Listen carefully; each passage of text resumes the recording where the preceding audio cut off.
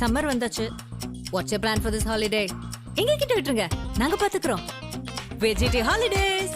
GT Holidays, South India's #1 travel brand. Karur சம்பவத்துக்கு வந்து உடனடியாக கரூர் போன முதலமைச்சர் வந்து விளாட்டுக்குளத்துக்கு வந்து இன்னும் போகல. அதாங்க ஆச்சரியம். ஏன்னா ரீல்ஸ் சின்ன பசங்க ரீல்ஸ் பண்ணிட்டு இருக்காங்க. அந்த ரீல்ஸ் பசங்க கூப்பிட்டு பேசியிருக்காரு, அவர் போன ரீல்ஸ் எடுத்திருக்காரு. சோ அது அதே முக்கியத்துவம் கொடுத்தாரு. இது முக்கியத்துவம் கொடுத்தாரு. ஆனா இன்னைக்கு முதலமைச்சர் அவர்கள் இன்னைக்கு காலையில் எத்தனை பேர் பாத்தீங்கன்னு தெரியலீங்கன்னா, 2 நல்ல பசங்கன்னா, அருமையான பசங்க. அவங்கள வந்து நம்ம எந்த தேவா ஜீவா 2 அற்புதமான பசங்க. சின்ன வயசுலயே ரீல் எல்லாம் போட்டு நல்லா பண்றாங்க.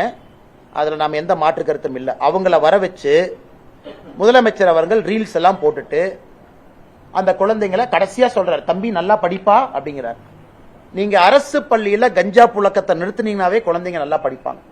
அரசு பள்ளிக்கூடத்தை தரமா கொடுத்தீங்கன்னாவே குழந்தைங்க நல்லா படிப்பாங்க. ஒரு பக்கம் குழந்தைகளுக்கு ரீல் கல்ச்சர் போகக்கூடாது. கர்நாடக அரசு 16 வயது வரை சோசியல் மீடியாவை பேன் பண்ணிட்டாங்க. கர்நாடகாவில் இருக்கக்கூடிய காங்கிரஸ் அரசு 16 வயது குழந்தைகளுக்கு சோசியல் மீடியா பேன் பண்றாங்க. நான் வரவேற்கிறேங்கண்ணா. அது வேறு அரசாக இருந்தாலும் கூட நான் வரவேற்கிறேங்கண்ணா. ஆந்திரால 13 வயதுக்கு கீழே சோசியல் மீடியாவை பேன் பண்றதை பத்தி ஆந்திரா அரசு யோசிக்குது. ஆனா முதலமைச்சர் அவங்க படிக்க வேண்டிய சின்ன குழந்தைங்களை கூப்பிட்டு அவங்க ரீல் போட்டுட்டு தப்பு இல்லை. அந்த குழந்தைங்களை, தம்பி நீ ரீல் போடாதப்பான்னு போன் பண்ணி படிப்பான்னு சொல்லணும்ல. அந்த குழந்தைய ரீல் போடுறதுக்காக கூப்பிட்டு ரீல் போட வச்சுட்டு போகும்போது ஒப்புக்கு சப்பானியா நீ போடாதப்பான என்ன அர்த்தம்? அதனால் முதலமைச்சருடைய கவனம் எங்க இருக்குன்னு நமக்கு தெரியுது. விளாத்திக்குளம் சம்பவம் நடந்த பொழுது முதலமைச்சர் எங்க இருந்தாருன்னு உங்களுக்கு தெரியும். ஒரு அரசு பள்ளியில ஒரு நிகழ்வுல இருக்கிறாங்க. குழந்தைங்க எல்லாம் டான்ஸ் ஆடிட்டு இருக்காங்க சினிமா பாட்டுக்கு. அதை பார்த்துக்கிட்டு உட்கார்ந்து இருக்காரு. பக்கத்துல மா சுப்பிரமணியம் இருக்கிறாங்க. இன்னைக்கு முதலமைச்சருடைய கவனம் வேறு பக்கம் இருக்கு. முதலமைச்சருடைய கவனம் சட்ட ஒழுங்கல் இல்ல. முதலமைச்சருடைய கவனம் தமிழகத்தினுடைய நலன் இல்ல. அதனால இன்னைக்கு ரீல்ஸ் போடக்கூடிய முதலமைச்சரா மாறிட்டாரு. அல்லது ரீல்ஸ் போடலினா படிக்க வேண்டிய குழந்தைங்களை கூட்டிட்டு வந்து ரீல்ஸ் போடுறாரு.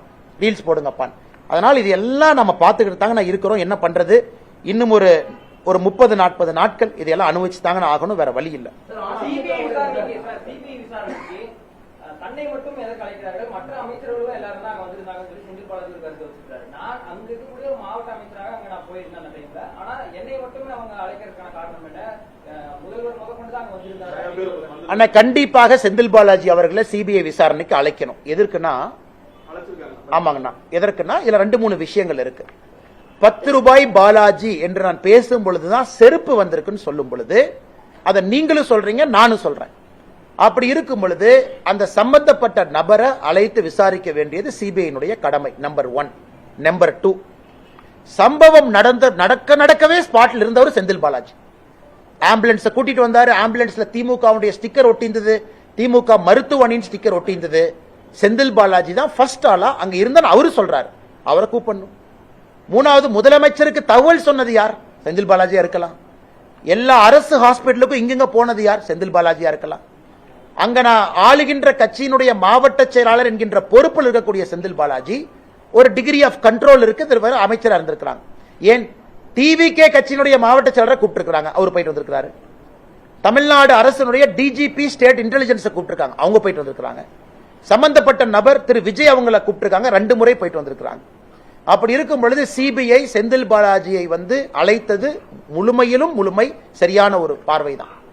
ஆனா செந்தில் பாலாஜி அவங்க மடியில ஏதோ கொஞ்சம் கனம் இருக்க மாட்டேங்குது. ஏன் பதறாரு? சிபிஐ கூட்டாங்க, போனேன், பேசினேன், வர வேண்டியதானே. மடியில கனம் இருக்கிறனால ஏன் பதறாரு? அவர் ஏன் வந்து நைசா ஸ்டாலின் அண்ணையும் கூட எடுத்துட்டு போலான்னு பாக்குறாரு? இது ஸ்டாலின் அவங்க நினைப்பாங்க, தம்பி நீ போறனா போகும்போது என்னையும் பிடிச்சி இழுத்துட்டு போறப்பான். அந்த மாதிரி தான் இருக்கு அவருடைய பதில். நான் அந்த பதில பார்த்தங்கன்னா, அதனால சிபிஐ அவர்கள் செந்தில் பாலாஜி அவங்களை கூப்பிட்டது முழுமையிலும் அது உண்மைதான். அவங்க போகணும், கோஆபரேட் பண்ணும். மடியில கனமலினா கோஆபரேட் பண்ணுங்க, ஏன் பயப்படுறீங்க? இது எதுக்கு வந்து நீங்க வந்து அப்படியே பதறீங்க?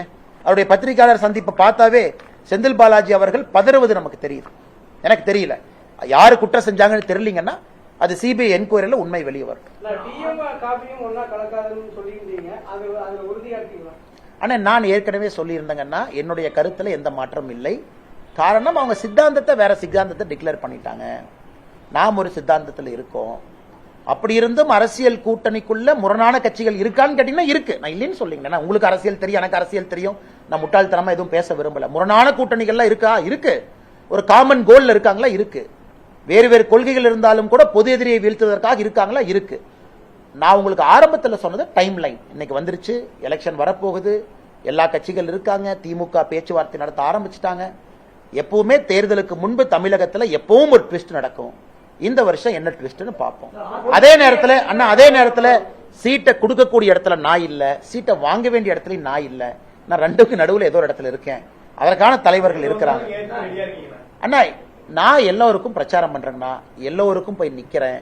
தமிழகத்துல திராவிட முன்னேற்ற கழகத்தினுடைய ஆட்சி தூக்கி எறியப்பட வேண்டும் என்பதுல தெளிவா இருக்கும். இந்த சகோதரி பேரு சொல்ல முடியல, எனக்கு பேர் சொல்ல வேண்டும் என்கின்ற ஆசை. காரணம், இறந்த பிறகுனாவது அவருக்கு ஒரு மரியாதை கொடுக்கணும். 17 வயசு இருக்கனால போக்சோ அப்படி நம்ம சொல்ல முடியாது. 495 மதிப்பெண் வாங்கினா 500க்கு அந்த குழந்தைய பாருங்க கொடூரமா கொண்டிருக்காங்கன்னா இந்த ஆட்சி இருக்கணுமாங்கிற கேள்வி. நான் எல்லா கேஸுக்கும் நான் திமுகவை சொல்லல. அண்ணா யூனிவர்சிட்டி இதே இடத்துல சாட்டை எடுத்து அடிக்கிட்ட காரணம் திமுக லிங்க். நீ சிசிடிவி போடல. உதயநிதி ஸ்டாலின் சிண்டிகேட் மெம்பரா இருந்த ஒரு கல்லூரி வாட்ச்மேன், திமுக கொடி போட்டு அக்யூஸ் உள்ள போறான். இவ்வளவு நடக்குதுன்னு நம்ம பேசுறோம்.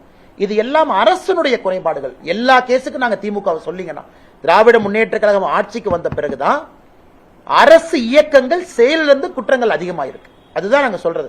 கோயம்புத்தூர் ஏர்போர்ட் பக்கத்துல பெட்ரோல் வண்டி போட்டிருக்கணுமே, ஏன் போடல?